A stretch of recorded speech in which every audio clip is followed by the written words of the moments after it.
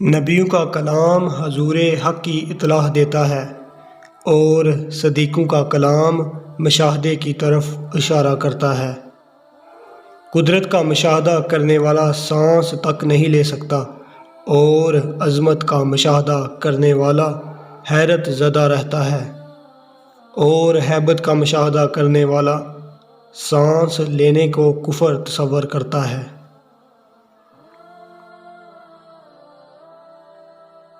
مجھے تمام مدارج جو حاصل ہوئے ہیں وہ صرف شب کی بیداریوں اور فاقہ کشی سے حاصل ہوئے ہیں۔ بندہ جتنا اللہ تعالیٰ کے قریب ہوتا ہے، اللہ تعالیٰ اس سے زیادہ اس کے قریب ہوتا ہے۔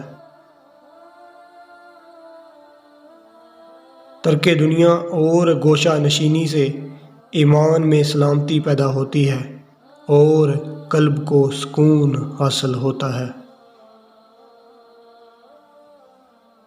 کسی سے نیکی کرتے وقت بدلے کی توقع مت رکھو، کیونکہ اچھائی کا بدلہ انسان نہیں، اللہ دیتا ہے۔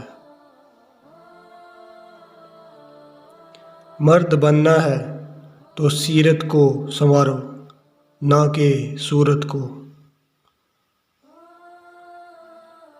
جب تک تم یہ کام نہ کر لو تمہیں دولت اور کامیابی نہیں مل سکتی، اور وہ کام یہ ہے کہ دل سے ما سوا اللہ تعالیٰ کے تمام مخلوق کی محبت کو ترک کر کے اپنا پالن ہار صرف اللہ کو مان لے۔